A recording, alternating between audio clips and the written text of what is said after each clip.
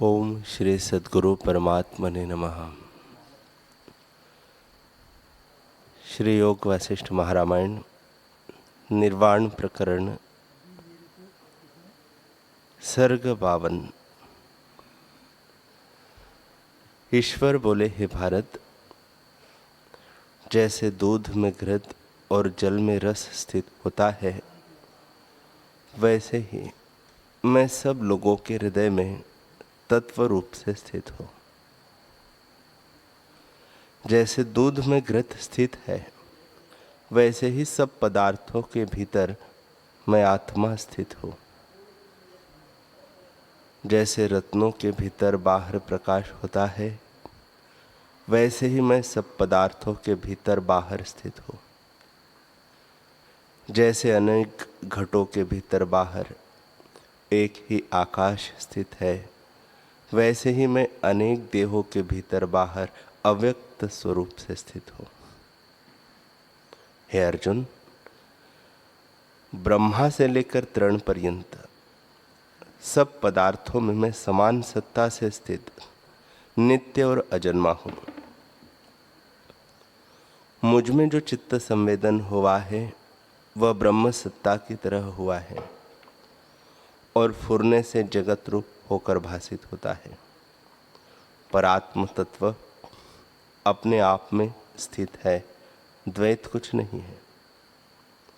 हे अर्जुन, आत्मा सबका साक्षी रूप है। उसको जगत का सुख दुख स्पर्श नहीं करता।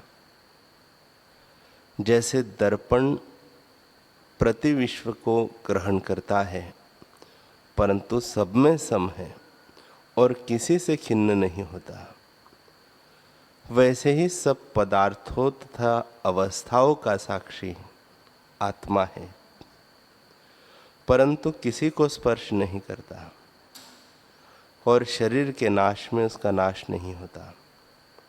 जो ऐसा देखता है, वही यथार्थ देखता है।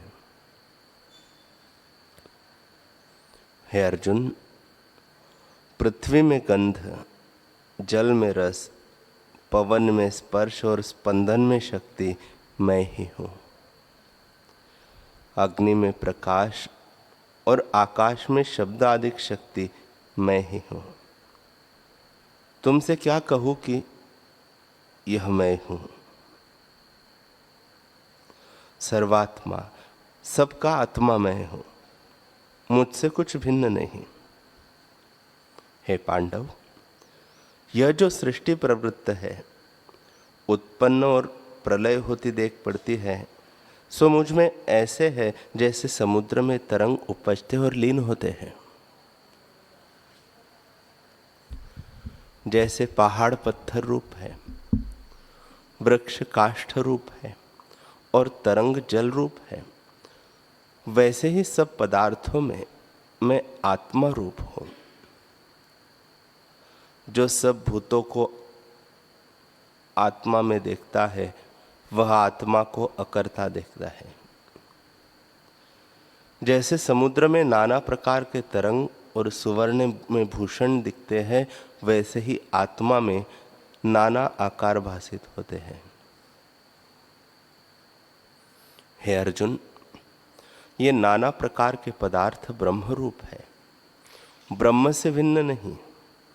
तब और क्या कहिए, भाव विकार क्या कहिए और जगत द्वैत क्या कहिए। जो सब वही है, तो वृथा मोहित क्यों होते हो। इस प्रकार सुनकर बुद्धिमान इस लोक में समरस विचरते हैं। हे अर्जुन, उस पद को तुम क्यों नहीं प्राप्त होते जो पुरुष निर्वाण और निर्मोह हुए हैं और जिनकी सब अभिलाषाएं निवृत्त हुई है, वे अव्यय पद को प्राप्त हुए हैं। श्री भगवान बोले, हे महाबाहो, फिर मेरे श्रेष्ठ वचन सुनो। मैं तुम्हारी प्रसन्नता के निमित्त कहता हूं। मैं तुम्हारी प्रसन्नता के निमित्त कहता हूं। क्योंकि तुम्हारा हितकारी हूं। ये जो शीतोष्ण विषय है सो इंद्रियों से भोग्य है और आगमपाई अर्थात आते हैं और फिर निवृत्त हो जाते हैं। ऐसे अनित्य हैं, इनको तुम सहो। ये आत्मा को स्पर्श नहीं करते हैं। तुम तो आदि अंत मध्य से पूर्ण निराकार अखंड और व्यापक एक आत्मा हो।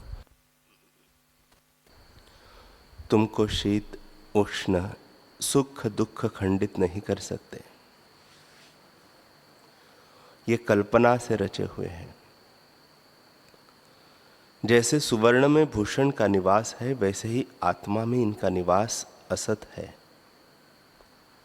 हे भारत, जिसको इंद्रियों के भ्रमरूप भोग और स्पर्श चलायमान नहीं कर सकते और सुख दुख सम है, उसी पुरुष को मोक्ष की प्राप्ति होती है।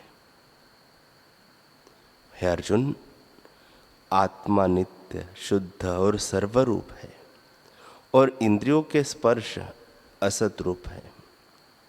इसलिए असत पदार्थ सत आत्मा को मोहित नहीं कर सकते।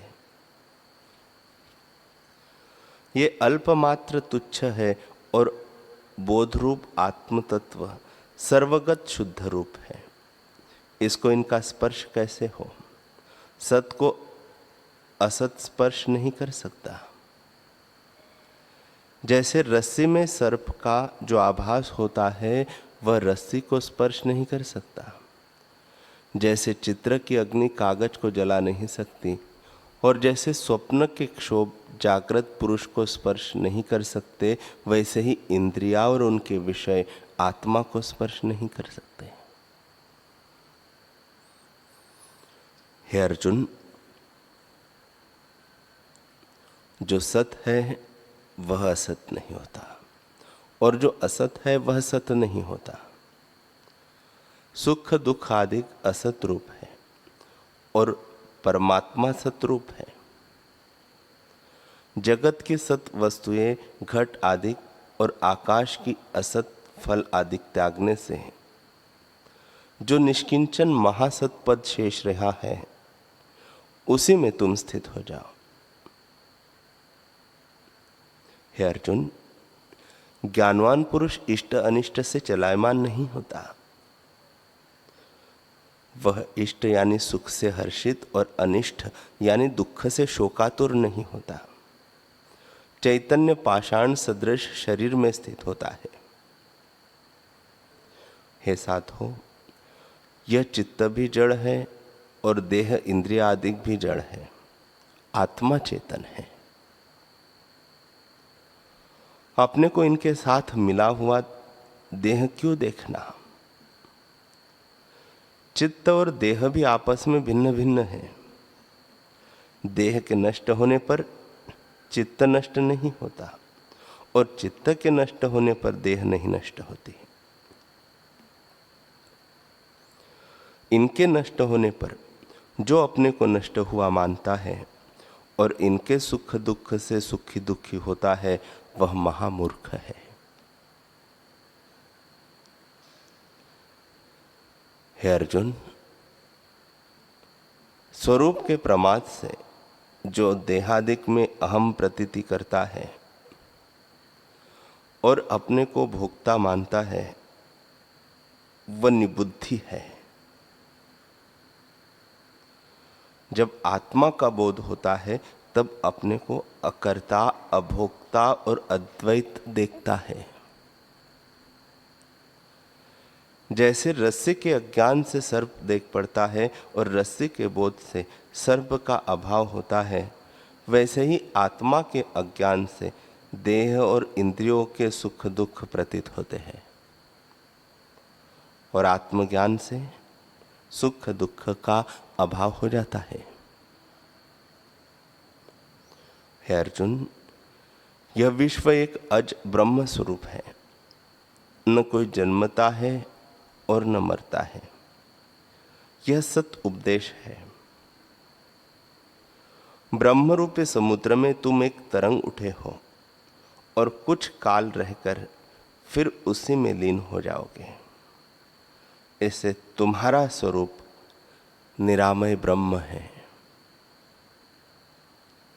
सब जगत ब्रह्म का स्पंदन है और समय पाकर देख पड़ता है।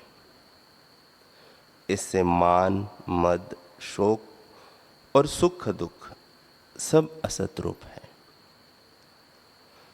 तुम शांति होकर रहो। हे अर्जुन, प्रथम तो तुम ब्रह्ममय युद्ध करो और जो कुछ अक्षोहिणी सेना है उसका अनुभव से नाश करो। यह द्वैत कुछ नहीं, सर्वदा एक ही परब्रह्म स्थित है। ब्रह्ममय युद्ध करो और सुख दुख, हानि लाभ और जय पराजय को उस युद्ध में समान जानो। ब्रह्मा से लेकर तृण पर्यंत जो कुछ जगत दिखता है सो सब ब्रह्म ही है, ब्रह्म से भिन्न कुछ नहीं। ऐसा जानकर लाभ हानि में सम होकर स्थित हो और कुछ चिंता न करो। हे अर्जुन, जड़ शरीर से कर्म स्वाभाविक होते हैं। जैसे वायु का स्फुरण स्वाभाविक होता है, वैसे ही शरीर से कर्म स्वाभाविक होते हैं।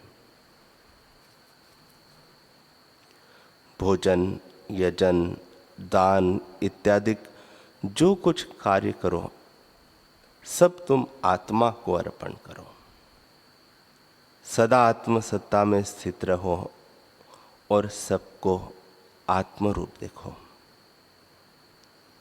हे अर्जुन, जो किसी के हृदय में दृढ़ निश्चय होता है वही रूप उसको भासित होता है।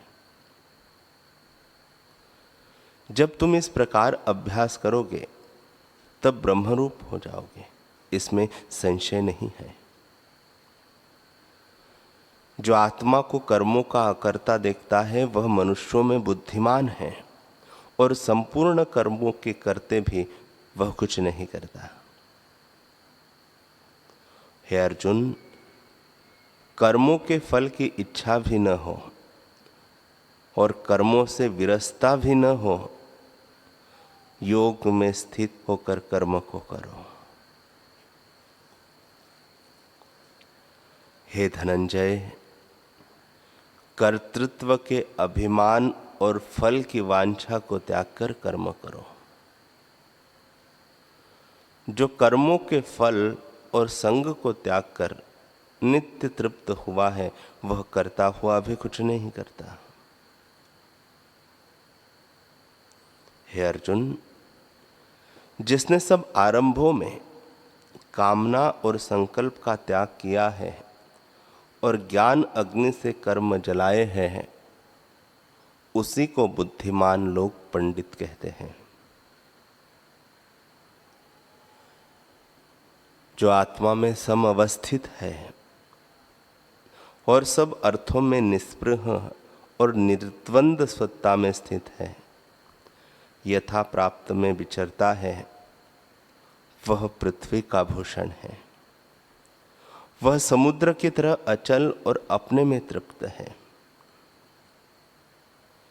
जैसे समुद्र में अनिच्छित जल प्रवेश करता है, वैसे ही ज्ञानवान में सुख प्रवेश करते हैं।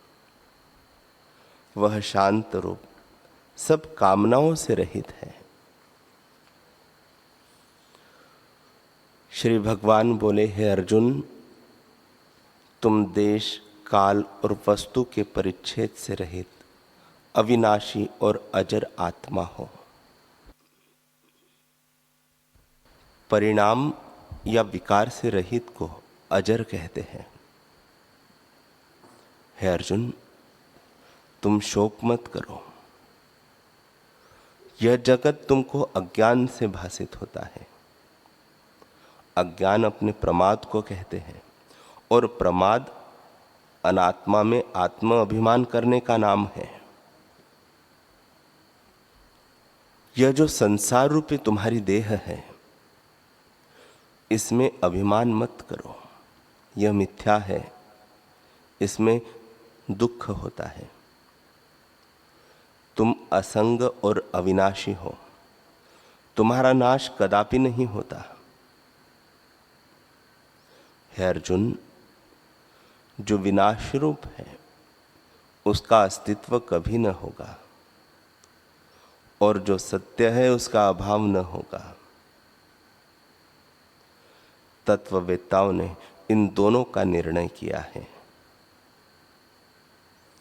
हे अर्जुन, जिससे यह सब प्रकाशित होता है उसको तुम अविनाशी जानो, उसका कोई विनाश नहीं कर सकता।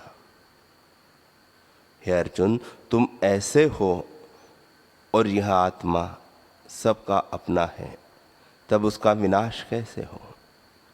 अज्ञानी मनुष्य उसका विनाश होता मानते हैं। अर्जुन ने पूछा, हे भगवान,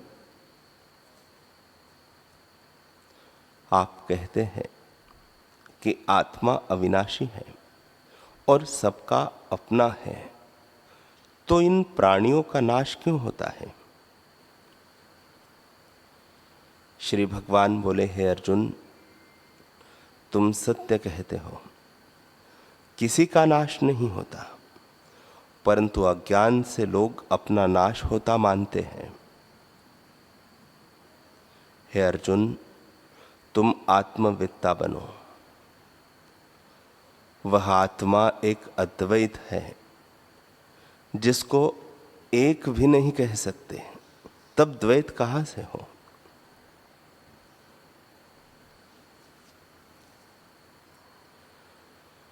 अर्जुन बोले, हे भगवान, आप कहते हैं कि आत्मा एक है, तो मृत्यु भी उससे भिन्न दूसरा न हुआ, और यह भी सत्य है कि लोग मरकर नरक या स्वर्ग भोगते हैं। यदि मृत्यु नहीं तो लोग मरते क्यों हैं और पाप पुण्य का फल कैसे भोगते हैं? श्री भगवान बोले, हे अर्जुन,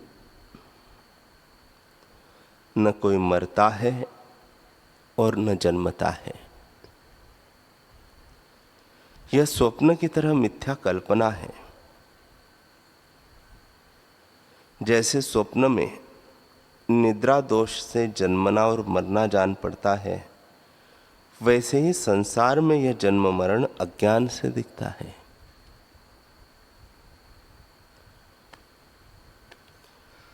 अज्ञान स्फुरण का नाम है और उसी से नरक और स्वर्ग कल्पित हुआ है। हे अर्जुन, जैसे यह जीव भोगता है सो तुम सुनो। इस जीव ने अपने स्वरूप के प्रमाद से संकल्पमय शरीर रचे हैं। पृथ्वी, जल, अग्नि, वायु और आकाश में मन, बुद्धि और अहंकार से जीव प्रकट होता है। उस अंतःकरण से मिलकर जैसी वासना करता है वैसा ही आगे भोगता है। वह वासना 3 प्रकार की है, एक सात्विकी, दूसरी राजसी और तीसरी तामसी। जैसी वासना होती है वैसा ही स्वर्ग और नरक बन जाता है।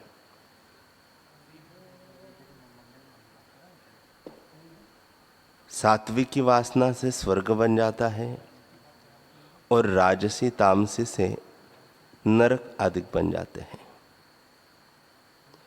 स्वर्ग नरक केवल वासना मात्र है। वास्तव में न कोई स्वर्ग है न नरक है, न कोई मरता है न जन्मता है, केवल एक आत्मा ही ज्यों का त्यों स्थित है। परंतु यह जगत आभास भ्रम से होता है।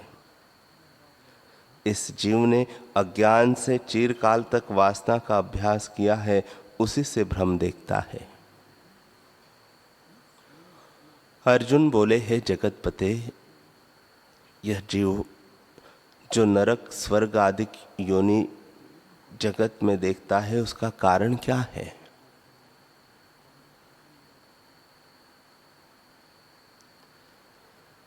श्री भगवान बोले, हे अर्जुन, अज्ञान से जो अनात्मा में आत्म अभिमान हुआ है, उससे जगत को सत्य जानकर जीव वासना करने लगा है। और जैसे जैसे जगत को सत्य जानकर वासना करता है, वैसे ही वैसे जगत भ्रम को देखता है। जब आत्म विचार उपजता है, तब जगत को स्वप्न की तरह देखता है और वासना का भी क्षय हो जाता है। जब वासना का क्षय होता है, तब कल्याण होता है। फिर अर्जुन ने पूछा, हे भगवान,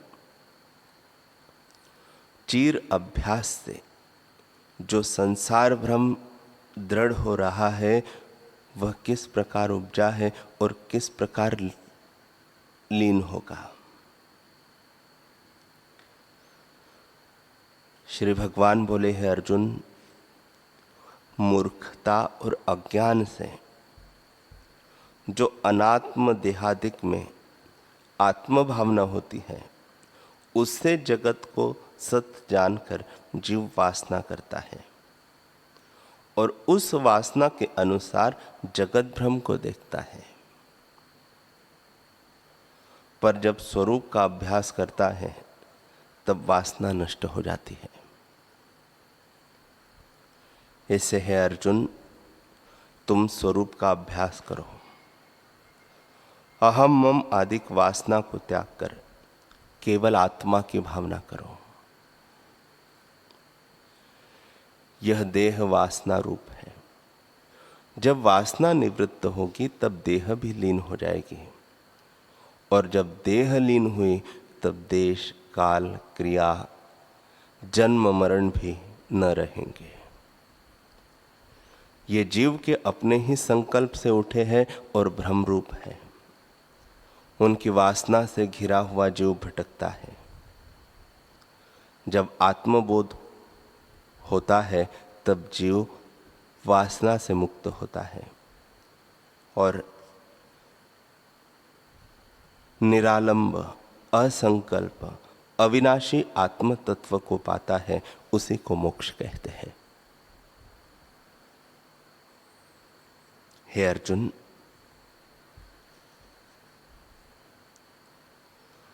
जब जीव को तत्वबोध होता है, तब वासना रूपी जाल से वह मुक्त हो जाता है, और जो वासना से मुक्त हुआ सो मुक्त हुआ। कोई पुरुष सर्वधर्म परायण, सर्वज्ञ और शास्त्रों का ज्ञाता भी हो, पर यदि वासना से मुक्त नहीं हुआ, तो वह सब ओर से बंधा हुआ है। जैसे दृष्टि के दोष से निर्मल आकाश में मोर के पुच्छ की तरह तारे भासित होते हैं, वैसे ही मूर्ख को शुद्ध आत्मा में वासना रूपी मल यह जगत भासित होता है। जैसे पिंजड़े में पक्षी बंद होता है, वैसे ही वह बंधन में पड़ता है। जिसके हृदय में वासना है, वह बंधन में है, और जिसके हृदय में वासना नहीं है, उसको तुम मुक्त जानो। हे अर्जुन, जिसके हृदय में जगत की वासना है, वह यदि बड़ी प्रभुता से संयुक्त देख पड़े, तो भी दरिद्र और दुख का भागी है। जिसकी वासना नष्ट हुई है, वह यदि प्रभुता से रहित देख पड़े तो भी बड़ा प्रभुता संपन्न और ऐश्वर्यशाली है। श्री भगवान बोले, है अर्जुन, इस प्रकार तुम निर्वासनिक जीवन मुक्त होकर विचरो, तब तुम्हारा अंतःकरण शीतल हो जाएगा। तुम जरा मरण से मुक्त और निसंग आकाश समान होंगे और इष्ट अनिष्ट को त्याग वीतराग होकर स्थित होंगे।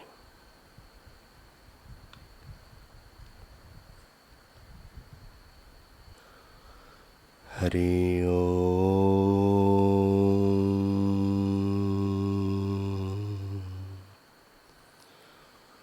हरि ओम।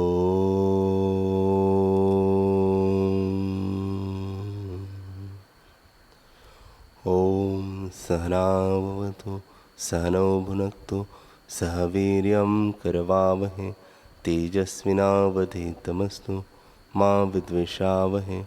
ओम शांति शांति शांति। श्री सद्गुरुदेव भगवान की जय।